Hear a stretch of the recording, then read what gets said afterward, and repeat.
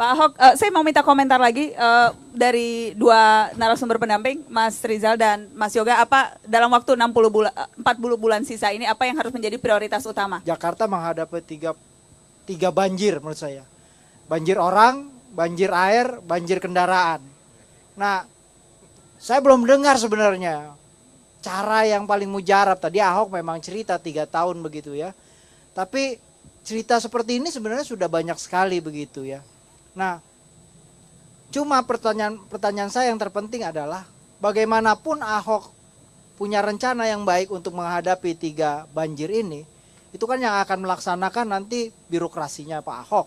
Ya. Nah, persoalan yang terbesar adalah apakah Pak Ahok itu didukung oleh birokrasinya? Yang Anda lihat sekarang? Nah, masalahnya adalah gini. Dukung nggak? Bukan. Saya tahu karena hari ini aja menarik contohnya menurut saya. Biasanya kalau gubernur yang lain tuh kalau misalnya datang itu kepala dinasnya pada berbaris tuh. Iya kan? Udah aku marahin nggak boleh ikut. Tadi aku mau suruh pulang tadi. Emang sengaja nggak diajak? Nggak boleh ikut ya? Mau ikut tapi nggak? Kan capek ngapain? Saya bilang ikut aja capek. Kalau saya ada acara, kamu nggak perlu nyebut saya lah. Kamu bagi-bagi, bagi tugas deh. Ngapain sih satu tempat dikeroyok ramai-ramai? Jadi itu bukan tanda yang bisa dibaca bahwa birokrasi tidak mendengarkan, Mas Rizal? Ya, iya, saya khawatirnya seperti itu karena saya punya pengalaman. Bang Ali itu mampu mendidik birokrasinya dengan cara yang sangat berbeda dengan yang Ahok. Beliau bisa tempeleng. Lakukan. Enggak. Beliau melakukan tempeleng tapi tidak di muka umum. Ya, ada satu cerita tahun 1974, ada jembatan roboh. Bang Ali konferensi pers, dia tampil sendirian. Dia bilang, saya yang salah.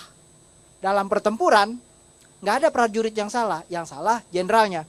Tapi habis konferensi pers, dia masuk ruangan, di dalam ruangan itu, seluruh yang berkait dengan soal jembatan roboh itu ada di situ dan digamparin satu-satu. Artinya nggak perlu dikasih lihat di depan umum, tapi dia mendidik. Nah kalau Pak Ahok kan nggak, dia amuk-amuk orang, dimasukin YouTube semua orang. Masanya gue gak bisa gampar dia soalnya. Kalau gue bisa gampar dia, gue juga gak mau marahin depan umum.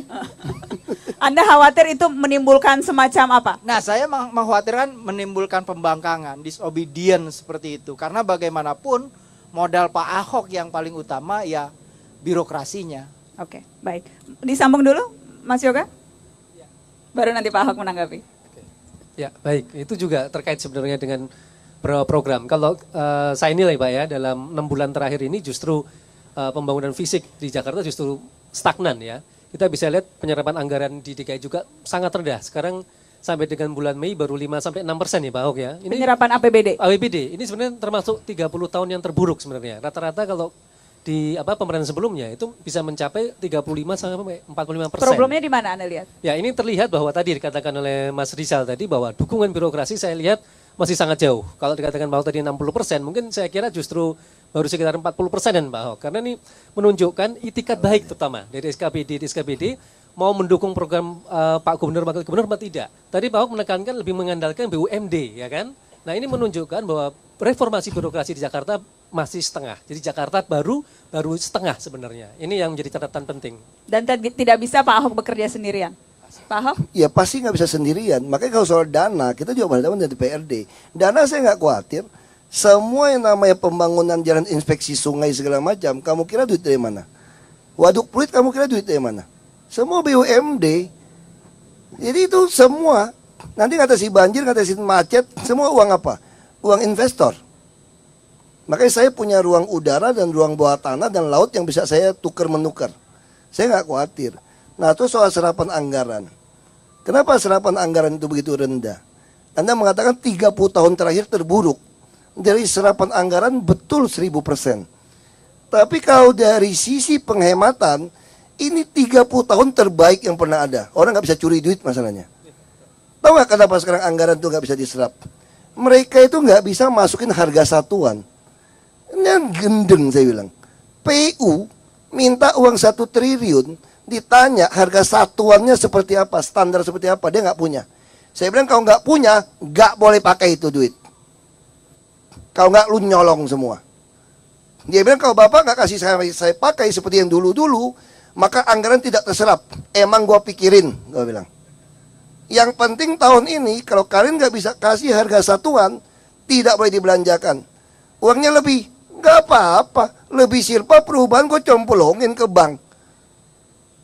Daripada sekarang, jadi banyak orang salah pikirannya. Saya udah pernah di DPRD, panitia anggaran, bupati, DPR RI, di badan legislasi, sekarang wagub, PLT gubernur.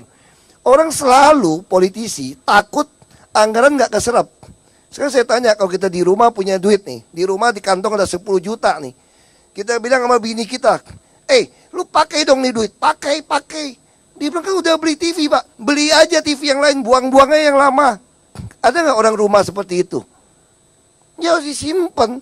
DKI itu masalah di situ. Misalnya contoh, dinas pendidikan.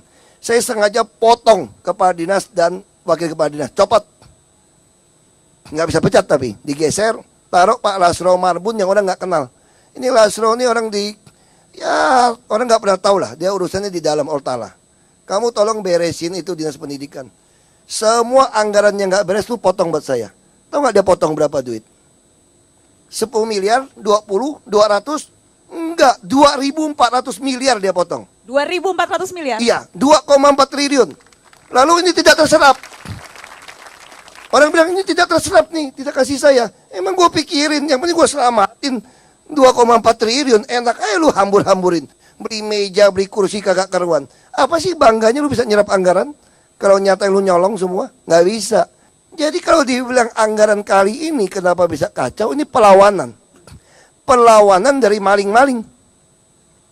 Tapi yang tidak maling juga banyak. Saya mah nggak pusing, ada perubahan kok. Jadi Anda tidak khawatir dengan itu? Kan saya kan bukan politisi yang terlalu politisi, kan cuma pura-pura gila kan. Seandainya disuruh pilih antara DKI 1 atau Mendagri, pilih yang mana dan apa alasannya?